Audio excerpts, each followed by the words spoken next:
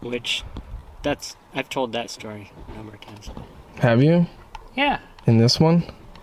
Well, do you want me to tell the story? Yeah, sure. Okay.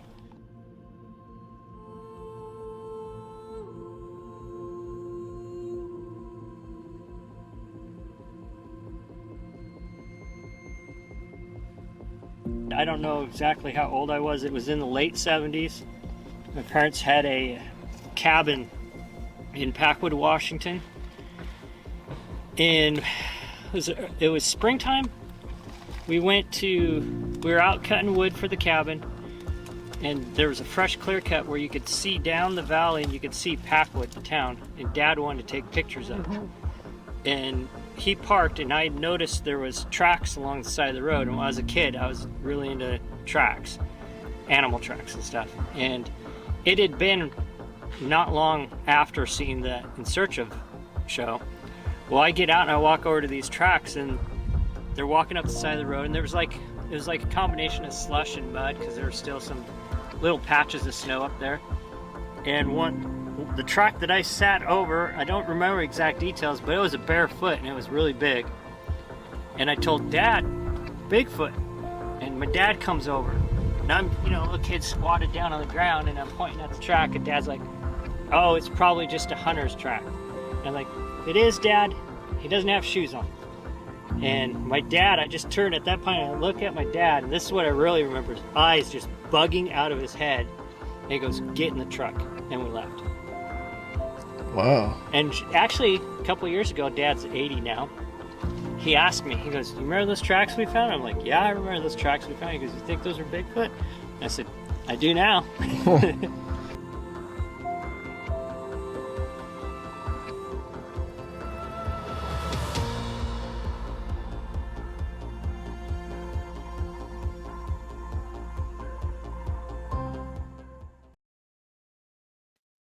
Hello, hello, hello. Welcome back to STM Live, everybody. I'm seeing a lot of familiar names in the chat. It's great to see you all this evening. We got another great show lined up for you. Can't wait to take your questions, which, as always, please drop those in the chat as we go here. But we have a few announcements to send your way first. Some stuff that I'm really excited about. Some stuff that I know all of you are very excited about. There is a new episode of The Lore You Know available right now on your favorite podcasting platform. This week, our guest is Adam Dugan, the COO of Small Town Monsters. If you think you know all there is to know about Adam, you don't until you listen to this episode. And then there'll probably be some other stuff, but it's a great episode. We have started rolling out the tier reveals for our upcoming Kickstarter campaign, which launches a week from tomorrow. I'm super hyped. I hope to see all of you guys at the live stream on February 1st, which again is a week for tomorrow. We're going to be making announcements. We're going to be showing film previews, doing prize giveaways. Mark Matsky is back with a whole bunch of trivia questions for you guys. You're going to be able to get your name in the credits of the next round of STM films, including Lost Contact, featuring this poster by Chelsea Lowe, which I'm super stoked about, and a very special unannounced project. What is it? What's it about? What's going on? I don't know. I do know. I'm going to stop talking about it before I spoil the surprise, but we hope to see you all at the live stream next week. Can't wait. So without further ado, let's get into tonight's discussion. The man himself, you know him, you love him, Mr. Eli Watson. Hey, buddy. Hey. What's going on, party people? I actually saw that comment in the chat. I believe that was our friend SoCal Squatch. What's up, party people? I've been swinging hard since 76. It's 76. Is that a reference to a song? I didn't get it. It's a reference. I have no idea. Okay. Ask SoCal Squatch. Okay, well, hopefully they'll tell us. But no, welcome back, man. It's great to see you. I'm sure we'll have a lot of interesting questions from the audience tonight, so I can't wait to get to those. But I have one for you that's been in my notes for a really long time, and I keep saving it for the end, thinking it's going to be a great way to close out the show, and then we don't get to it. So I'm going to throw it out at the beginning, and then hopefully the audience will come in and with some better questions. But this is a hypothetical for you. Okay. You've just been arrested for something Sasquatch related. What is it? Who knows, dude? Maybe I don't know, dude. There could be anything. Oh, look. Hello, Carrick. That's my good friend Carrick St. Laurent. Hello to Carrick. Good to see you, buddy. Jasmine is here with us. Hello, Jasmine. Oh, hello, Jasmine. There's our buddy Scott. Julie Bug is here as well. And J.E. Roberts watching from Ohio. How about if I were to be arrested? Let's take the hypothetical scenario that I kill one or I find one dead and I couldn't and I'm alone and I couldn't get people out to help me transport the body. I didn't have the means to cut it up, but I do have a rope. So I just tie the rope around it and drive off with it. Just kind of okay. You So know? that could be a few things. That could be like a moving violation. That could be unlawful transport of a animal. People Could might get you have arrested. thought I just murdered somebody and was just dragging them around. Yeah, I was trying to keep it light, but yeah, no. Yeah. Well, that's great. Well, it's possible that you might not be alone were that to transpire. There's one man who might be there with you. A very special surprise guest this evening, Mr. Chris Spencer of the Olympic Project. Hello, Chris. Hello. See, this is why Chris Spencer is a good man and my favorite researcher. Whatever. He doesn't believe me, but it's true. Well, I didn't realize, or I was hopeful that we would see Mr. Spencer tonight, but I'm very excited. So this is going to be fun. It's going to be a fun conversation. To anybody just tuning in, I do see that we have several people that have logged on in the last little bit. Please do drop your questions for Eli and for Chris in the chat, and we will absolutely ask them. But there's one question, Eli, that you asked in this episode that I thought was really insightful. And the way you asked it, it was kind of, it seemed like you were doing it maybe as a lark, but it ended up resulting in some really interesting insight and conversation with Chris and the rest of the crew. So I want to posit this question to you. And then, of course, Chris, please weigh in at any point. But is Eli Watson afraid of Bigfoot? Well, first I want to address the way I asked the question. I just figured I would be very direct. Yeah, ask Chris. Yeah, this might be insightful. Chris, how many questions did I ask you guys? When were you not asking questions? Yeah, exactly. And I had no, and the thing was, I had no idea, is this going to be in the film or not? Every question is like, I didn't know what was going to show up. And then I realized now everything's in the film. So when you're asking questions, it's going to be in the film. Yeah. If you take one lesson away. A lot of times I didn't even realize you were filming. I knew you were filming a lot, but a lot of times, like with Rebecca, I don't even acknowledge that you're filming me. I think we're just having a conversation most of the time. Well, I'm glad it got to that point, because I think it's really, I captured a lot of really candid moments, and I'm really happy with that. Hope you're okay with that, Chris. I am. I have one complaint. I told you when I was struggling to climb that dang tree through the huckleberry with that tree stand, don't put that in, and you put it in. I really enjoyed that segment. I used to climb a lot of trees when I was a wee lad, and it took me back to a really positive place in my life. I enjoyed it. I'm being facetious, but I'm serious. I really enjoyed that segment.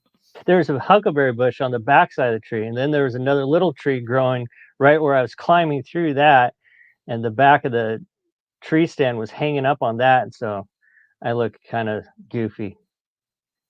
But oh well. No, dude, you're fine. No, I thought it was pretty cool. I don't think I can't speak for anyone in the audience, but for myself, I don't know about, despite my experience in trees, I don't know about climbing one in the dark. with all that gear where there might be Sasquatch. I don't think I could handle it. So I thought it was pretty cool. Just saying. Just saying.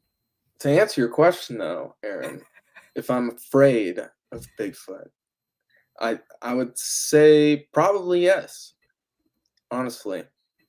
For a lot of the same reasons that Chris actually said in the episode. It's a large, intelligent animal that kind of scares me, dude. It's just, and they're sneaky. And I don't know, if one wanted to kill me, I have no doubt that it could. And yeah, I don't know. It kind of makes me nervous. I don't think I've been around Sasquatch very much, but there's 2 times in my life where I felt like I was, and both times was a little alarming. So just because you can't see, I honestly 100% think they hang out in spots that's difficult for you to see them in. And it's like that plays a really big, like, psychologically, that's a big thing. If you can't see, like, that's why you're like scared of the ocean, right? Is you can't see what's below you. It freaks you out. You can't see it. Yeah. They say the scariest monster movies are the ones that never show the monster, generally, because it's not knowing. It's that great unknown. Yeah. Well, that kind of takes us into an audience question, actually. Ron S. asks and says, "Good evening, everyone. Have any 3 of you actually been within 100 yards of a Bigfoot from southern Wisconsin, 10 miles away from Bray Road?" Ooh, Bray Road. I can say that I have not that I'm aware of, but I don't know that I would necessarily know. So I'm pretty sure I have been very close to them a number of times. Yeah. And yes. the 2 times that I've felt like I've been very close was definitely within 100 yards. A lot closer than 100 yards. I was. Yeah. No, go ahead, Chris. Sorry. I was going to make a dumb joke. Please go ahead. Like I said in the film, up until the experience I had in 2013 with my son, I had no problem going out hunting and camping in the woods by myself. I mean, there's times I slept just out under the stars by myself before, and never a thought. But after the experience where my tent got pulled on with my son in 2013, and I'm fairly certain it was a Sasquatch that did it, that scared the bejeebers out of me. and you can ask Shane. I've gotten a lot better. Like Todd said, both me and Todd have gotten way better with how we view these things. Yes, I'm always going to be afraid of them, but it's like Shane said also, there's a healthy respect, and it comes down to situational awareness when you're out in the woods. It's made over the years, I've become very much aware of my surroundings and what's going on while I'm out there as much as possible. And you should be. Everyone should be when you're out, especially when you're out in the wilderness by yourself, because it's not just a big scary monster that you might run into. There's cougars, there's bears. You can, especially in the States with grizzlies, you come around a corner on trail and surprise a mama grizzly, and now you're in a situation. So, I mean, Rebecca touched on it in the show also, that you don't know with a large animal like this, if you surprise them, they might react with violence, and because they're just as scared as you are. So it's about being aware of your surroundings. So anyways, I went on a tangent. No, that was awesome. That's extremely insightful. Yeah. Because this comes up a lot in this show, but when you guys are out there, it's not just Bigfoot that you have to be afraid of. There's all kinds of animals that we know for a fact are there. So, I think it's important to bring that up, especially to a lot of us that might sometimes think, oh, I'm going to go out and do my own Sasquatch research. And then we don't think about that stuff in advance necessarily. So no, I love it. I love it. Here's a fun question from Sandwich Savant. Always good questions from Mr. or Mrs. Sandwich. Hypothetically, if I found a Sasquatch body, what is the first thing I should do? Who should I call? How would I report it? That's a great question.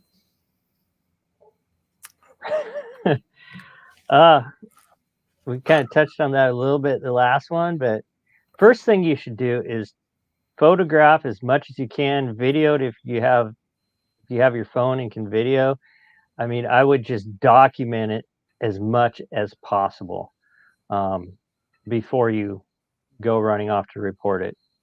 And yeah, I'm not quite sure who who I would say to call. Call Cliff, I guess. Yeah, call Cliff, call Meldrum. The more conspiratorially minded amongst us, and I'm not speaking for anybody, would say don't tell anyone in the government. Call one of the guys you mentioned first. Call the DMV and let them know. The DMV is in on all of it. That's a Men in Black psyop. Yeah. That's No, I don't know. I don't know if I would report that. I think I for me, I'm a part of several groups. There's certain key individuals that I would get a hold of right away. Like I said, I would document it, and then I would get the advice from my comrades on where to go next. That's what I would do. So I wasn't laughing at you, Chris. I saw a funny comment in the chat, but no, I think that's such an interesting question. It's one of those hypothetical lines, like, okay, I see one of these, I'll report it to this organization or that organization. But if you're faced with a real life specimen, what would your first response be? Especially if you're thinking from the frame of mind of a person who's not necessarily into Bigfoot stuff, doesn't study this, doesn't, have necessarily any desire to have this kind of an encounter. So yeah, that's great advice. It is actually a good question. It's not something that I ponder much, because I really I really doubt I'm ever going to stumble upon a body. But that's when things happen, is when things you least expect to happen sometimes happen, and it's something to ponder. Mm-hmm. Now, Chris, here's the question. If you were chopping up a Sasquatch, would you be tempted to eat the liver?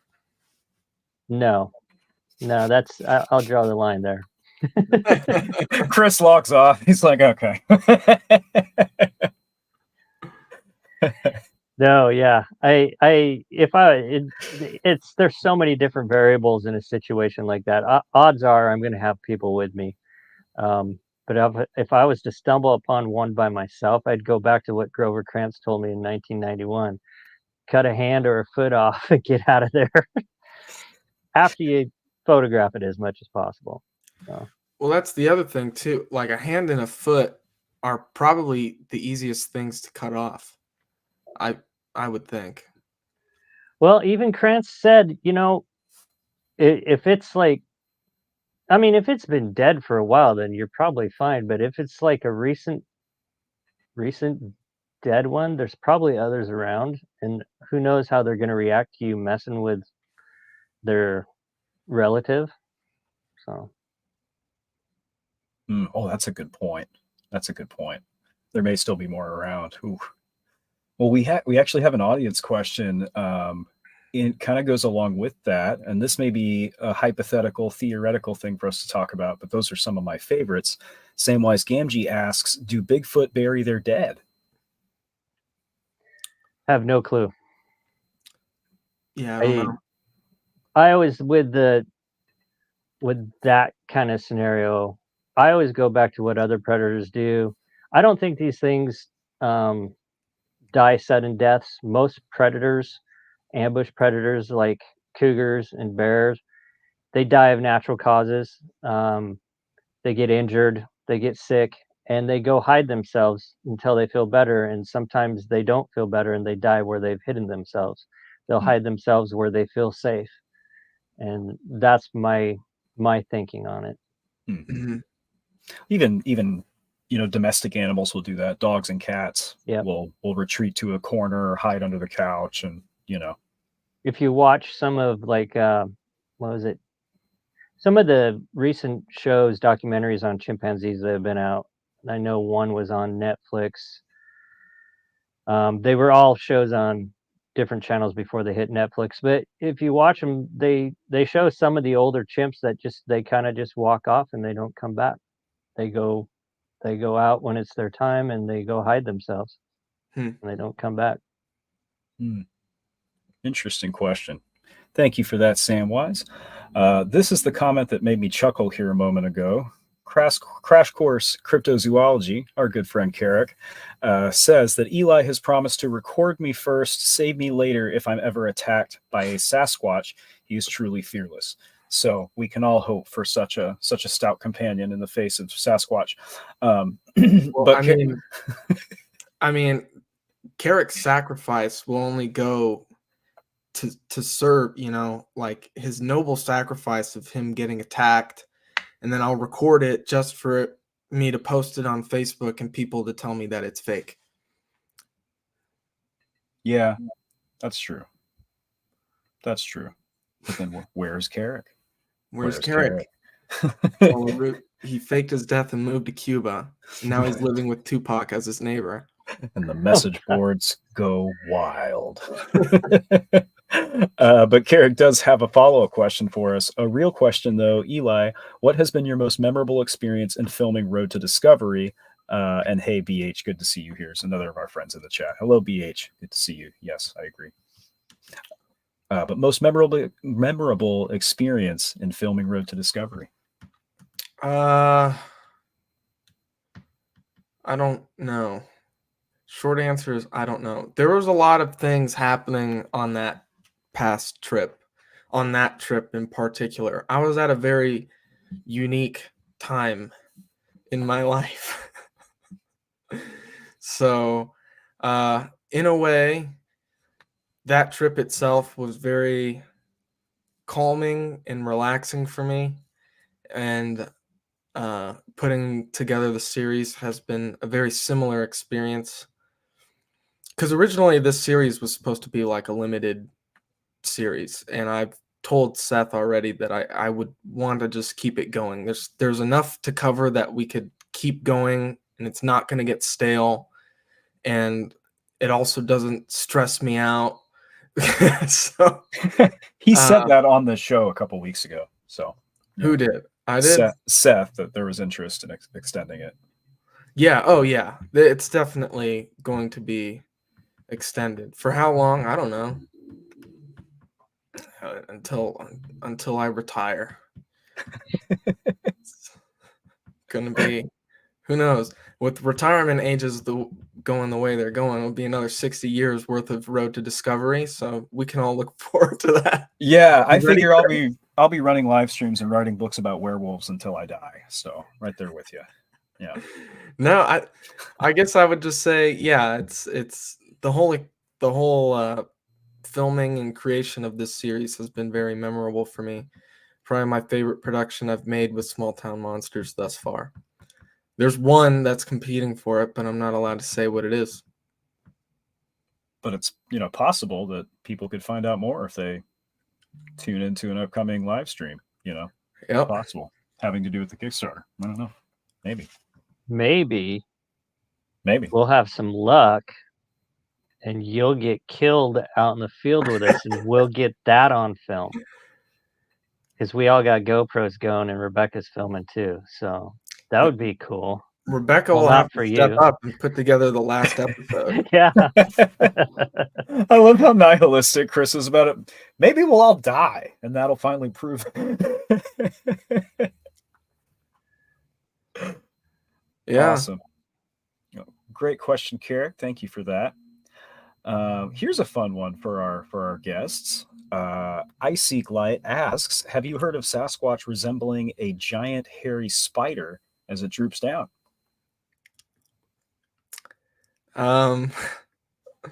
That comment reminds me of, I've done a couple of Sasquatch audiobooks.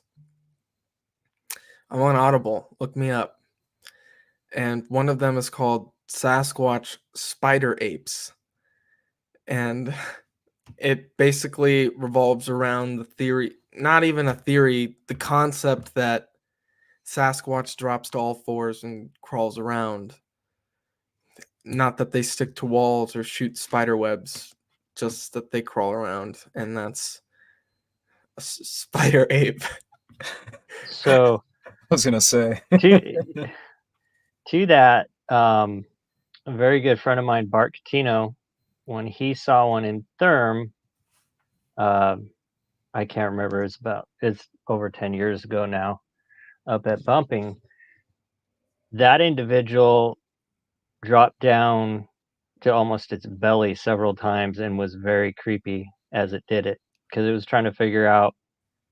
It didn't know that Bart could see it, but it knew Bart was there, and it was like fidgeting, and it got down several times to that quote unquote all fours spider type thing. You'd have to talk to him. I can't tell his story, but like he said, it was very weird the way it was moving. So, and he was not that far from it at all. So there's some conjecture out there to that effect. That's interesting. Yeah, I wouldn't say there's absolute proof or whatever, but I know Bart has witnessed something along those lines. So.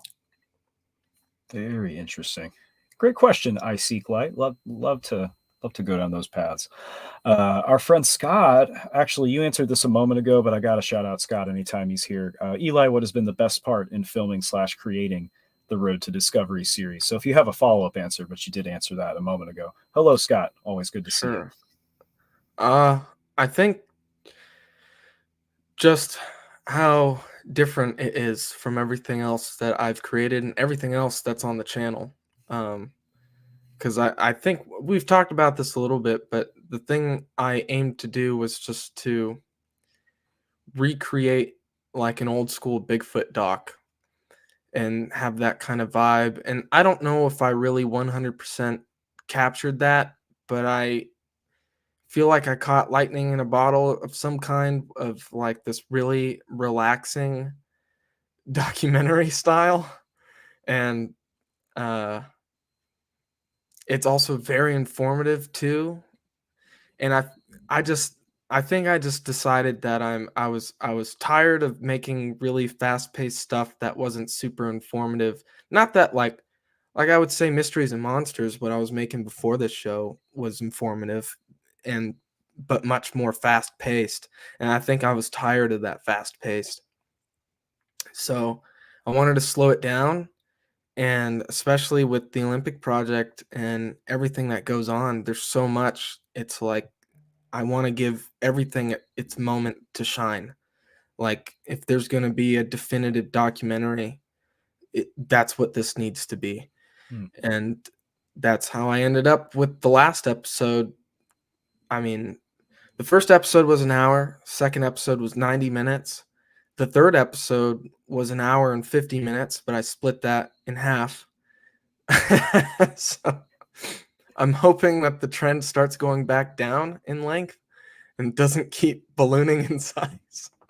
But yeah, the final episode is like 6 hours long, and it's spread out over 6 months. It's like, oh. Very gray, very gray. Wow, great question, Scott. Thank you for that. Appreciate it. BH, our friend BH asks, Eli and Chris, why do you think people are afraid of the concept of facing Sasquatch out in the bush, even if no confirmed aggression has ever been reported? Do you think it's due to a society, like a society thing? Interesting. We live in a society. We do, unfortunately. I tried to escape once. I don't recommend it. I don't know. I always go back to the fact that a lot of the Native American stories are of an aggressive cannibal. So there's not especially here in the Northwest, most of the tribes don't have Sasquatch isn't a friendly forest giant to them. So there's something to that. I would agree with that. Yeah, I don't know. It's I think the other thing too, you're seeing an animal already most people don't believe exists. So that's already frightening enough. You're like, oh, this is crazy. I can't believe my eyes. But also it's 8 feet tall and it's huge. And even if it's just looking at you, I mean, that's really freaky in and of itself, you know?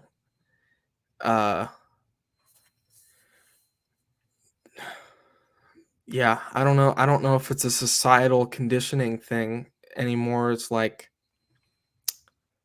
I feel like if you ran across a gorilla out in the woods by yourself, you would be freaked out.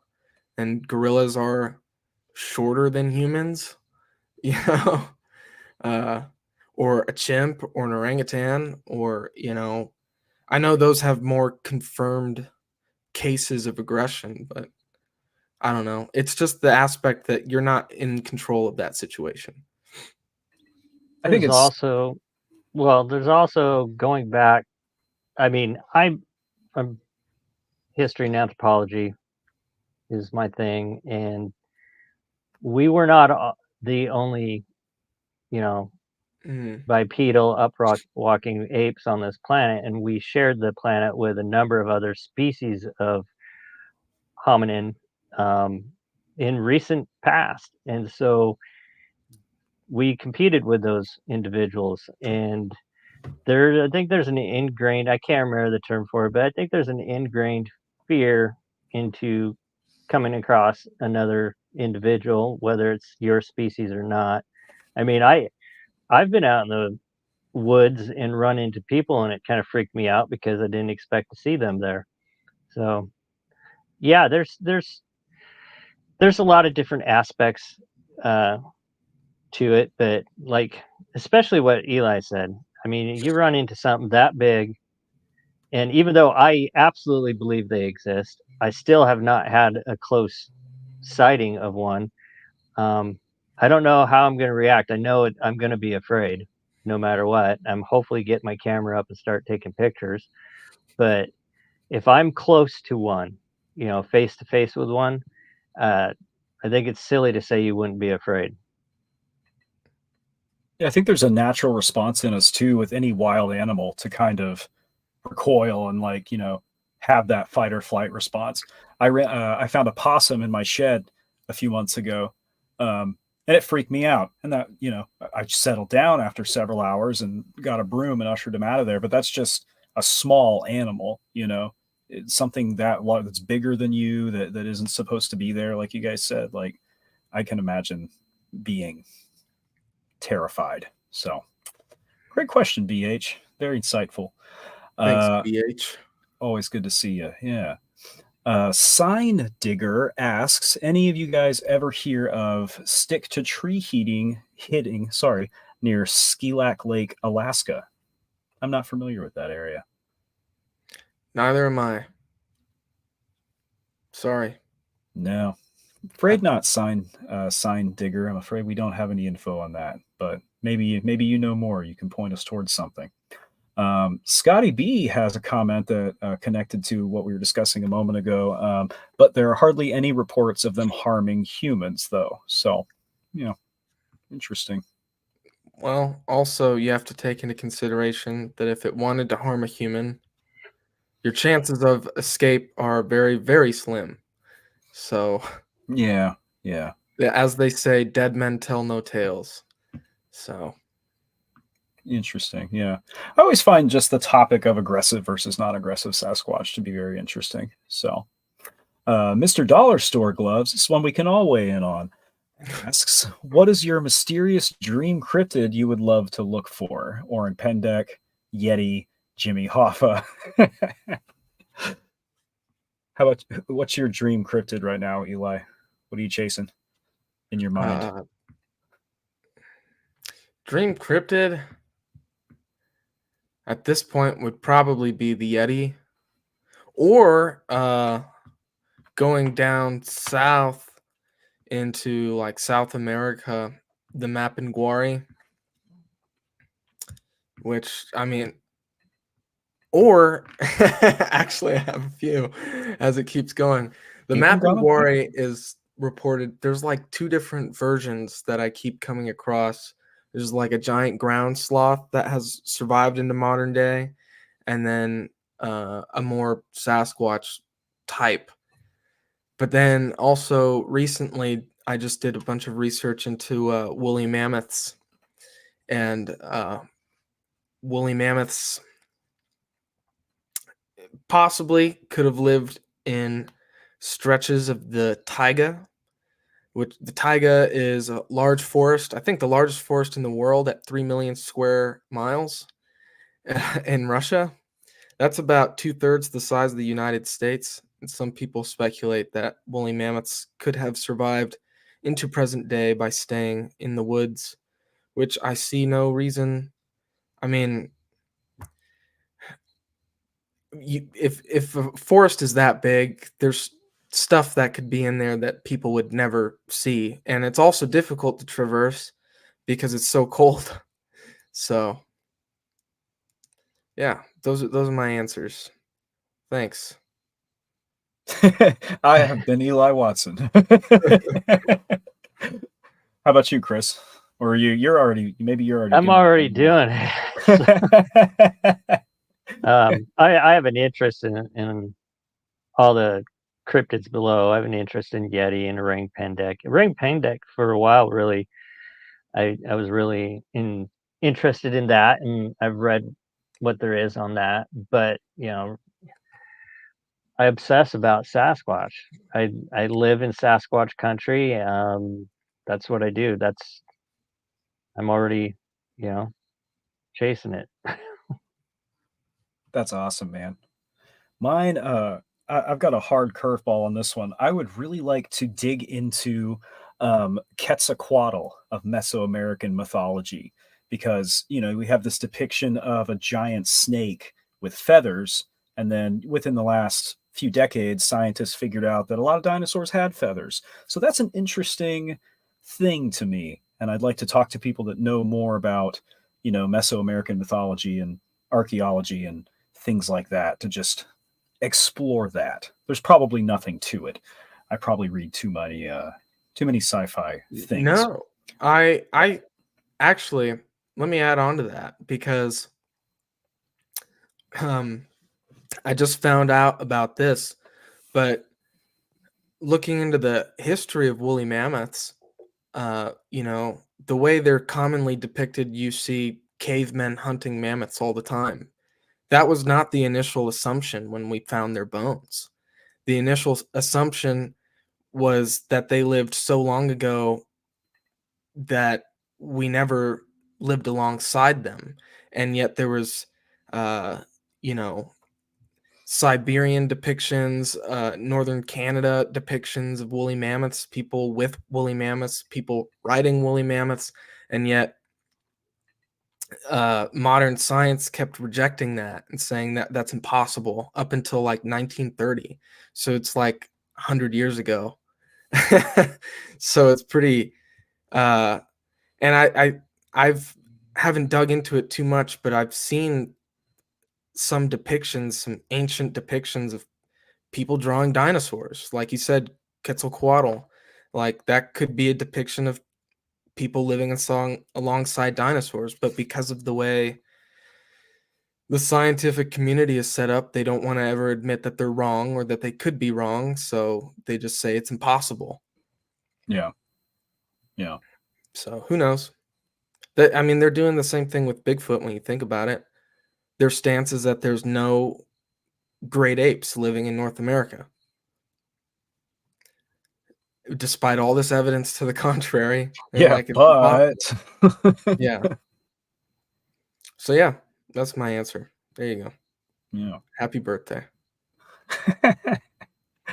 Thank you for that question, Mr. Dollar Store Gloves. That was a fun one. Enjoyed that. Love to Wander asks, Eli, do you ever take out Bigfoot noobs? I'm assuming they mean out into the woods in search of Bigfoot. Yeah, that's what I'm assuming too. Not I've like- received one text message about this comment already. So. I'm assuming they don't mean taking them out, but no,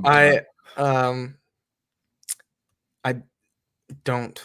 I don't really go out camping with. I don't know. No, I just don't do that.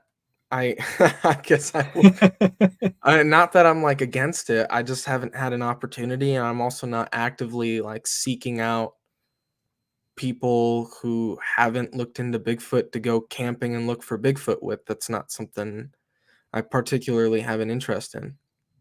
So I've done that once. I went with Matt Moneymaker on a BFRO expedition, and it was pretty much me and Matt were the only ones who had ever been out looking for Bigfoot before. And I mean, I was just there filming. Matt does a great job of teaching people stuff, and I don't know if I necessarily have the patience for that. And I don't know if I'm cut out to be a teacher. I'm the teacher who comes into class and says, "Hey guys, today we're going to learn about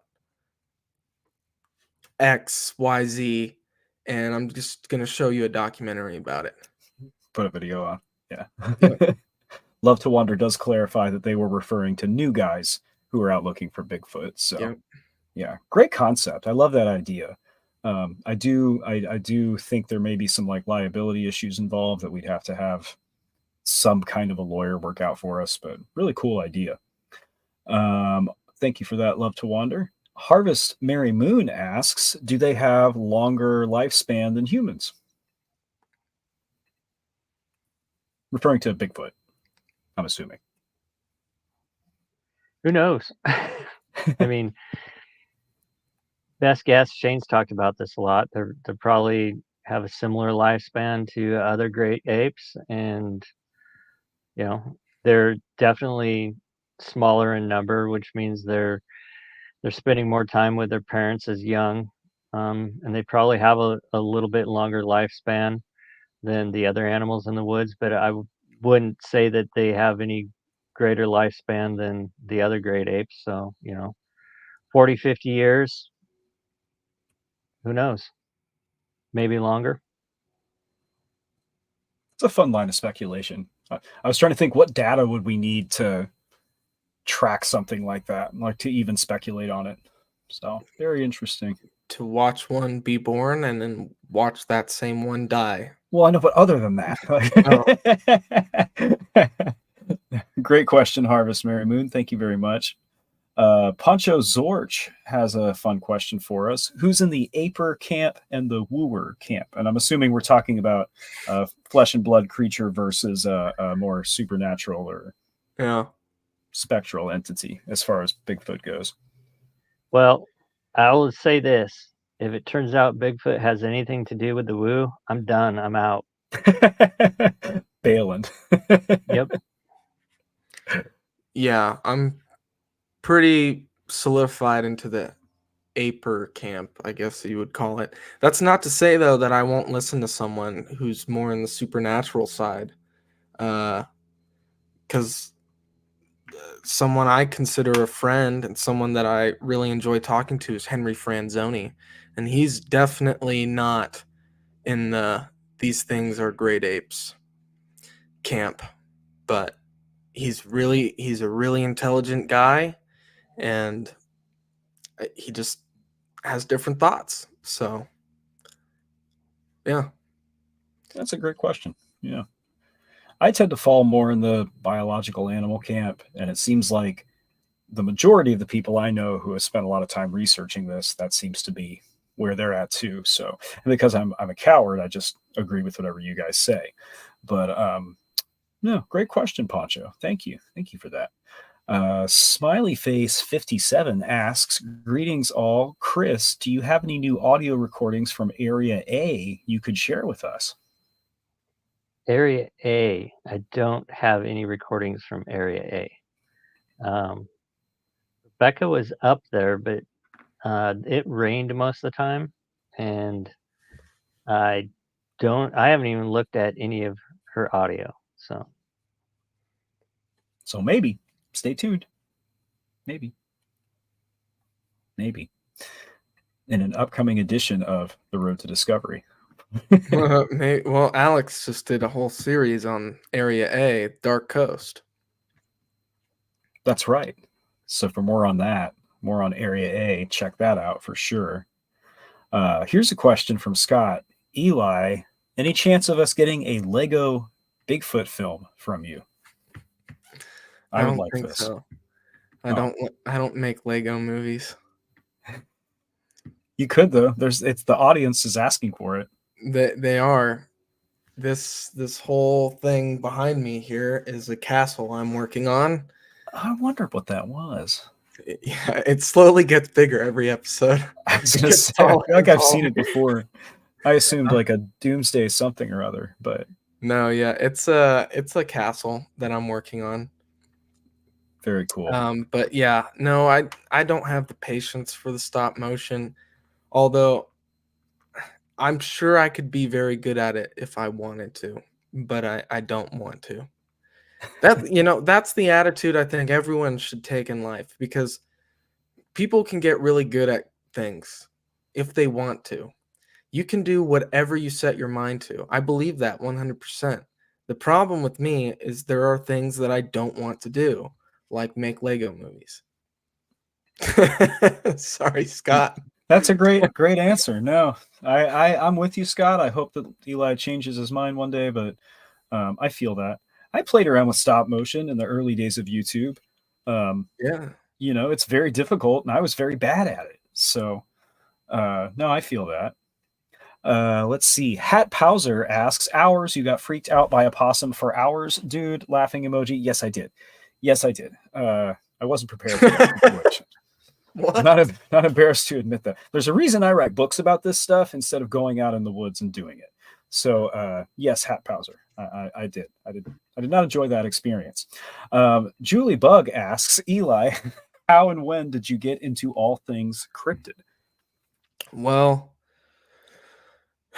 in the golden years of my childhood, I would go through phases of being very interested in not so much Bigfoot, funny enough, but things like Loch Ness Monster, Mothman, Chupacabra. And then it was 2018. I was working at a movie theater at the time, and I was going through another similar phase. Now I was in college. Now I knew how to read. So I was getting really into the Patterson Gimlin film, and there are certain anatomical features I was talking to a friend about, and he was like, "I've never even noticed that." And from there, we just kind of kept talking about Bigfoot and stuff like that, and then I suggested that we should start a podcast. And I've told this story numerous times at this point, but basically, we ended up forming Cryptid Campfire. Jasmine is a co-host. She is not the co-host I was talking to at the time, though. And yeah, basically, from Cryptid Campfire is when I started reading books to do research for episodes. And I had never picked up a Bigfoot book before in my life. Now I have a large collection of Bigfoot and other cryptid-related books. And yeah, I just went down the rabbit hole and it took over my life. And now I'm here on this podcast with you and Chris Spencer, a good person and my favorite researcher. Thank you. I'm glad that I'm your favorite researcher. Okay. I don't know about the good person part either. Great question, Julie. Thank you so much for that. I don't know. Ask my wife. Jeez, dude. We are coming up on the hour. We're not there yet, but I just want to let everybody know that we're going to try to get to as many questions as possible. Any questions we don't get to tonight, though, guys, I'm going to write them down and put them in my notes for next week or for the next time Eli's here as they become relevant. So just know that. Just know that I see you. I see you all. We do have a question from Hillbilly Scribs before we get into the last round of questions here, or a comment rather. Really enjoying this series. Dig the laid back vibe. The nesting sites are fascinating. Keep up the great work. So thank you, Hillbilly Scribs. I'm sure I'm sure that Eli will not stop. Can't Or stop. Chris. I'm addicted to the shindig. Or Chris. Let's see. We're just going to go in the order I saw these guys come in. Babaluga asks, do you consider werewolves and dogmen to be two different entities? Is this a question for me, or is this a question for you? Don't ask Dogman me. guy? Don't ask me. That's the first time I've gotten a hard pass on this show. Heck yeah. I'll say for my part, I think there is a difference between a cryptozoological upright walking canine and something more in the spectral shapeshifter sense. I think there's reason to believe that both phenomena have some basis in reality. What the crossover is between those things, if there is one, I don't know. Personally, I use the terms werewolf and dogman interchangeably because dogman witnesses often use the term werewolf when giving their reports. So that's where I fall on that. I don't know about you, Eli. I think they're two words for the same thing. And Chris Cool. already passed. So Yeah, that's our answer. Thank you, Babaluga. I can talk dogman all day. We may do that one day. Kind of on the same line as earlier, Babaluga also asks, have you ever thought about allowing fans to pay to go on an expedition? That's probably a question for Mr. Seth Breedlove, not for yeah, me. I'm gonna say that's probably never going to happen. Yeah, probably not. Just because, again, liability and things like that. But if you would like to ask Seth yourself, maybe tune into next Wednesday's show. Maybe he'll be here. I don't know. We'll have to see. Let's see. Kim Jekyll has an interesting question and comment, kind of along what we were talking about earlier. I know most people have two views. One, it's a flesh and blood creature. This came in when we were talking about Bigfoot. Two, it's otherworldly. Could both technically be real, or one more than another? And you guys talked about that a few minutes ago, but I just think that's a really interesting way of looking at it. Could be both. Could we? I don't know. Oh, sorry. Bring that back up. I guess it could be both, but I mean, other than some anecdotal evidence, evidence, I guess you would call that, but I don't see a reason to assume that it's otherworldly. Yeah. Sorry. I mean, Yeah. I have friends that I'm not there, man. I'm looking at hard data. That's all I care about. And I know people see stuff, but I also know, even myself, that we're terrible at remembering what we see. That's why I take so many notes. I've mentioned this before, but I've gone back and looked at notes I took in 2015 and realized that I was telling about a certain experience the wrong way because I just remembered it wrong. We're terrible at observation, and I think a lot of what people see has a different explanation.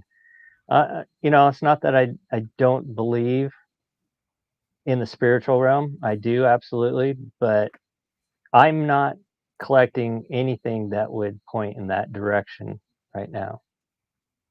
And I honestly, I would, if I was, I probably wouldn't be doing what I'm doing. I may be a total science guy, but I'm a Christian, and that other stuff you're not supposed to mess with. There's a reason for that. Yeah, there are a lot of things in the world we don't understand, and I would wager to say that not all of them are friendly. So great insight on that, Chris. Thank you. Great question, Kim. I enjoyed that question. Equally important in scope, SoCal Squatch asks, Eli, can you make a Lego Chris Spencer? Yeah, I can. And I plan on it. That's one of the things I've set my mind to. Don't worry, SoCal Squatch. I'm going to give you the little hobbit legs. I'm so excited. I can't He's wait for gonna those. be, we'll have Chris and Rebecca and Shane, and then we'll have a little angry short guy. Dude, what if we kickstart an Olympic project Lego set? That would be cool. There's official channels you can do to actually digitally design your own Lego set, submit it to Lego, and if it gets enough votes, they'll actually release it as a set. Okay. Yeah. We just So we need know what 5,000 people to say they want it. our mission is. There are a couple hundred people watching right now, so that means every single one of you needs to recruit somebody to this cause. We need to get a design put out there, and hopefully by this time next month, we've got this thing off the ground. So loop back, stay tuned, folks, for the Olympic project Lego set petition. I should say that so we don't get sued. Petition. Fantastic. Happy Jack has a question for Chris. Chris, have you helped other researchers get the proper equipment and methodology? Yeah, I have a YouTube channel and I try to help out others that are trying to do what I do. I've got a lot of videos on the different equipment I use. I got a video on how to use a spectrogram. I need to do another one of those. I actually, that reminds me, I should probably do some updated videos. But yeah, my YouTube channel is Chris Spencer, Toutle River Valley Skookum, and I'd love helping other people start doing what I'm doing. The more people recording, the better, as far as I'm concerned. Awesome. I think I know if I were. Oh, sorry. Go ahead. We'll link my YouTube in the notes or something. I don't know. I can do that. I can certainly do that. Yeah. Squad members will be able to see the video version of this in perpetuity. If you're listening to the audio version, the link to Chris's YouTube channel will be in the show notes of either and both. Yeah. I've watched lots of Chris's videos in the making of this series. Lots. Hours. I'm sorry. No, it's okay. I've learned a lot. Learn from the master. I think a lot of people are learning a lot about field research just from watching this series. I know I am. So hearing it from the man himself. It's an experience. Chris, what Chris should do is he should put all of them out on like CD.